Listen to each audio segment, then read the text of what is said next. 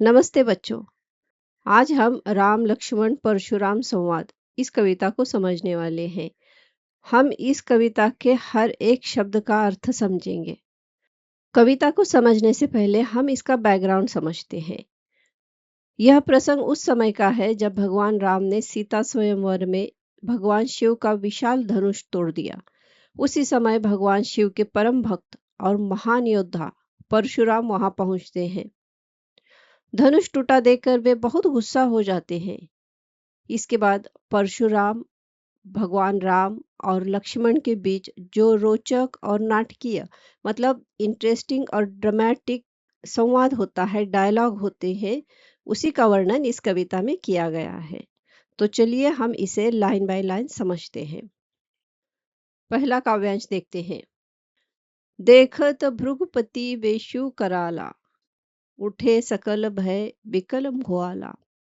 बच्चों, यहाँ भृगुपति का मतलब है परशुराम और वेशु कराला का मतलब है भयानक रूप या डरावना वेश, और भुआला का मतलब है राजा। तो इस पंक्ति में कवि कहते हैं कि जैसे ही लोगों ने भृगुपति वेशु कराला यानी परशुराम का भयानक रूप देखा, उठे सकल भय बिकल भुआला यानी वहां मौजूद सभी राजा डर और घबराहट से भर गए। वे समझ ही नहीं पा रहे थे कि अब आगे क्या होगा। पितु समेत कही कही निज नामा, लगे करन सब दंड प्रणामा। यहाँ पितु समेत का मतलब है अपने पिता के साथ, और दंड प्रणामा का मतलब है जमीन पर पूरा शरीर फैलाकर प्रणाम करना। कवि कहते हैं कि सभी राजा पितु समेत यानी अपने पिता के साथ आए। उन्होंने अपना अपना नाम बताया और दंड प्रणामा यानी जमीन पर लेटकर परशुराम को प्रणाम करने लगे। वे जानते थे कि परशुराम बहुत गुस्सा है, इसलिए सभी उनका सम्मान करके उनका गुस्सा शांत करना चाहते थे। जे ही सुभाए चित वही हितु जानी, सो जानई जनु आई खुटानी। यहाँ सुभाए का मतलब है सहज स्वभाव से, और चित वही का मतलब है देखते हैं। हितु मतलब अपना भला चाहने वाले, और खुटानी का मतलब है जीवन का अंत या मृत्यु का समय आ जाना। तो इस पंक्ति में कवि कहते हैं कि परशुराम का स्वभाव इतना क्रोधी था कि वे अगर किसी को सुभाए चित वही यानी सामान्य रूप से सहज भी देख लेते तो वह व्यक्ति डर जाता था, और उसे लगता था कि अब उसकी खुटानी यानी उसकी जीवन का अंत आने वाला है, उसका जीवन खत्म होने वाला है। जनक बहोरी आई सिरु नावा, सिय बोलाई प्रणामु करावा। यहाँ बहोरी का मतलब है फिर, और सिरु नावा का मतलब है सिर झुकाया, और सिय सीता को कहा गया है। इसके बाद राजा जनक आगे आए। उन्होंने सिरु नावा यानी सिर झुकाया, सिर झुकाकर परशुराम को प्रणाम किया। फिर उन्होंने सिया बोलाई यानी सीता जी को बुलाया और उनसे भी परशुराम को प्रणाम करवाया। आशीष दीनी सखी हर्षानी, निज समाज लय गई सयानी। यहाँ आशीष दीनी इसका मतलब है आशीर्वाद दिया, और हर्षानी का मतलब है खुश हो गई, और निज समाज का मतलब है अपनी सखियों का समूह। इस पंक्ति में कवि बता रहे हैं कि परशुराम ने सीता जी को आशीष दीनी यानी आशीर्वाद दिया। यह देखकर उनकी सखियां हर्षानी मतलब बहुत खुश हो गई और सीता जी को अपने साथ ले गई। विश्वामित्रु मिले पुनि आई, पद सरोज मेले दो भाई। यहाँ पुनि का मतलब है फिर, और पद सरोज का मतलब है कमल जैसे सुंदर चरण, पैर, और दो भाई का मतलब है दोनों भाई मतलब राम और लक्ष्मण। अब यहाँ कवि बता रहे हैं कि इसके बाद विश्वामित्र, विश्वामित्रु मतलब विश्वामित्र पुण्याई यानी फिर परशुराम से मिले।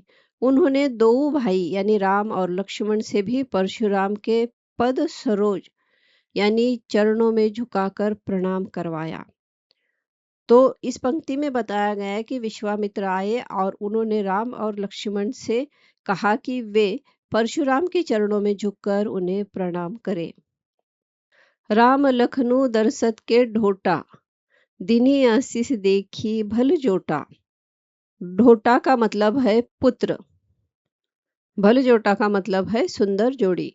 जब परशुराम को पता चला कि राम और लक्ष्मण दशरथ के ढोटा यानी दशरथ राजा के पुत्र हैं, तब उन्होंने दोनों भाइयों को आशीष मतलब आशीर्वाद दिया। दोनों भाइयों की सुंदर जोड़ी, भल जोटा मतलब सुंदर जोड़ी देखकर वे खुश हो गए, एकदम प्रसन्न हो गए। राम ही चितई रहे थकी लोचन, रूप अपार मार मदमोचन। यहाँ चितई का मतलब है देखते रहे और लोचन मतलब आंखें। मार मतलब कामदेव और मद का मतलब होता है घमंड और मोचन का मतलब है दूर करने वाला। परशुराम भगवान राम को चितई रहे यानी लगातार देखते ही रह गए। उनके लोचन यानी आंखें राम के सुंदर रूप पर ही ठहर गई। भगवान राम का रूप अपार यानी अद्भुत सौंदर्य ऐसा था कि वह मार मद मोचन यानी कामदेव के घमंड को भी मिटा देने वाला भगवान राम का सौंदर्य था। बहुरी बिलो की विदेह, सन कहोहु काह अति भीर। बहुरी मतलब है फिर, बिलोकी का मतलब है देखकर। विदेह राजा जनक का दूसरा नाम है और भीर का मतलब है भीड़। कुछ देर बाद परशुराम ने विदेह यानी राजा जनक की ओर देखा और पूछा, यहाँ अति भीड़, इतनी भीड़ क्यों लगी हुई है? पूछत जानी अजान, जिमि व्यापिठ कोपू शरीर। इस पंक्ति में अजान का मतलब है अनजान बनना और कोपू का मतलब है क्रोध, गुस्सा और शरीर का मतलब है शरीर, बॉडी। तो इस पंक्ति में कवि कहते हैं कि परशुराम सब कुछ जानते थे, फिर भी जानी अजान यानी जानकर भी अनजान बनने का नाटक कर रहे थे। उनके पूरे शरीर यानी शरीर में कोपू, कोपू मतलब क्रोध, गुस्सा भर चुका था। वे बहुत गुस्से में थे और उसी गुस्से में राजा जनक से सवाल कर रहे थे। तो बच्चों, इस काव्यांश में परशुराम के भयानक व्यक्तित्व का और उनके गुस्से का वर्णन किया गया है। उनके आते ही पूरी सभा में डर का माहौल बन गया। सभी राजा उनका सम्मान करते हैं और उनसे भयभीत हो जाते हैं। तो दूसरी ओर भगवान राम पूरे समय शांत, विनम्र और धैर्यवान बने रहते हैं। और यहीं से आगे राम, लक्ष्मण और परशुराम के बीच होने वाले प्रसिद्ध संवाद की शुरुआत होती है। अब हम इसका दूसरा काव्यांश समझते हैं। समाचार कही जनक सुनाए, जे ही कारण महीप सब आए। यहाँ समाचार का मतलब है पूरी बात और महीप का मतलब है राजा। जे ही कारण मतलब जिस कारण। तो अब हम इस पंक्ति का अर्थ समझते हैं। राजा जनक परशुराम को समाचार यानी पूरी घटना बताते हैं। वे कहते हैं कि जे ही कारण महीप सब आए, यानी इसी कारण देश देश के सभी राजा, महीप राजा यहाँ आए हैं। आज सीता जी का स्वयंवर रखा गया था, इसलिए सभी राजा इस सभा में इकट्ठे हुए हैं। सुनत बचन फिरी अनंत निहारे, देखे चापखंड मही डारे। यहाँ अनंत का मतलब है दूसरी ओर, चापखंड का मतलब है धनुष का टूटा हुआ टुकड़ा और मही डारे मतलब जमीन पर पड़ा हुआ। तो राजा जनक की बात सुनने के बाद परशुराम ने अनंत निहारे यानी दूसरी ओर देखा। वहां उन्होंने चाप खंड मही डारे यानी शिव जी के धनुष के टूटे हुए टुकड़े जमीन पर पड़े देखे। यह दृश्य देखकर उनका क्रोध, उनका गुस्सा और बढ़ गया। अति रिस बोले बचन कठोरा, कहू जड़ जनक धनुष के तोरा। यहाँ रिस का मतलब है क्रोध, बचन कठोरा का मतलब है कठोर बातें, जड़ का मतलब है मूर्ख और तोरा का मतलब है तोड़ा। धनुष के टूटे टुकड़े देखकर परशुराम अतिरिस यानी बहुत गुस्से में आ गए, बहुत गुस्सा हो गए। और वे बच्चन कठोरा यानी कठोर शब्दों में बोले, अरे जड़ जनक यानी मूर्ख जनक, मुझे बताओ कि शिव जी का धनुष किसने तोड़ा, यानी किसने धनुष तोड़ा है। बेगी दिखाओ मूढ़ न त आजो, उलटऊं मही जह लई तव राजो। बेगी का मतलब है जल्दी, मूढ़ का मतलब है मूर्ख, और मही का मतलब होता है धरती।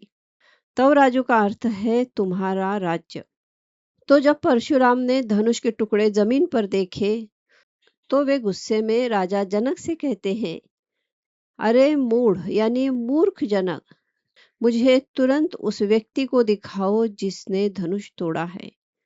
अगर तुमने ऐसा नहीं किया तो जह लई तव राजो, यानी जहां तक तुम्हारा राज्य फैला है वहां तक पूरी मही यानी धरती को उलट दूंगा। यह बात उनके भयंकर क्रोध को दिखाती है। अति डरु उतरु देव नृपु नाही, कुटिल भूप हर्षे मन माही। नृपु का मतलब है राजा जनक, कुटिल मतलब दुष्ट या टेढ़े स्वभाव वाले, और हर्षे का मतलब है खुश हो गए। तो परशुराम का गुस्सा देखकर नृपु यानी राजा जनक इतने डर गए कि उनसे कोई उत्तरु मतलब उत्तर नहीं दिया गया। लेकिन सभा में बैठे कुटिल भूप यानी दुष्ट राजा मन ही मन हर्षे यानी खुश हो गए। उन्हें लगा कि अब जनक बड़ी मुसीबत में फंस गए हैं। सुरमुनि नाग नगर नर नारी, सोच ही सकल त्रास उर भारी। यहाँ सुर का मतलब है देवता, मुनि मतलब ऋषि, और त्रास का मतलब है भय, उर का मतलब है हृदय या मन। परशुराम का गुस्सा देखकर सुर मुनि नाग नगर नर नारी यानी देवता, ऋषि, नाग, नगर के स्त्री पुरुष सभी लोग डर गए। सबके मन में गहरा भय, डर और चिंता भर गई। मन पछताती सिय महतारी, विधि अब संवरी बात बिगारी। सिंह महतारी का मतलब है सीता जी की माता, विधि का मतलब है विधाता या भगवान, और संवरी बात मतलब बनी बनाई बात। तो सीता जी की माता मन ही मन पछताती यानी पछताने लगी। वे सोचने लगी कि हे विधि यानी भगवान, आपने यह क्या कर दिया। संवरी बात यानी जो काम अच्छी तरह से बनने वाला था वह अब बिगड़ता हुआ दिखाई दे रहा है। भृगपति कर उभाऊ सुनी सीता, अरध निमेष कलप समवीता। यहाँ भृगुपति का मतलब है परशुराम, और सुभाव का मतलब है स्वभाव। अरध निमेष का मतलब है आधा पल, और कल्प का मतलब है लाखों वर्ष। तो सीता जी पहले से ही परशुराम के क्रोधी स्वभाव यानी स्वभाव के बारे में सुन चुकी थी, उनके गुस्से वाले स्वभाव के बारे में सुन चुकी थी। इसलिए डर के कारण उन्हें अरध निमेष यानी आधा पल भी कल्प सम यानी लाखों वर्षों जितना लंबा लगने लगा। सभय बेलो के लोग सब जानी जान की भीरो। यहाँ सभय का मतलब है डरे हुए, बिलोके का मतलब है देखकर, और भीरू का मतलब है भयभीत, डर जाना। तो भगवान राम ने देखा कि सभा में मौजूद सभी लोग सभय यानी डरे हुए हैं। उन्होंने यह भी देखा कि जानकी यानी सीता जी भी भीरू यानी बहुत घबरा गई है, डर गई है। हृदय न हर्षु विषादु कछु बोले श्री रघुबीरो।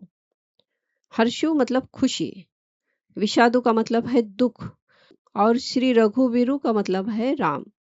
इतनी बड़ी घटना होने पर भी श्री रघुबीरु यानी भगवान राम के मन में न हर्षु यानी खुशी थी, न विषादु यानी दुख था।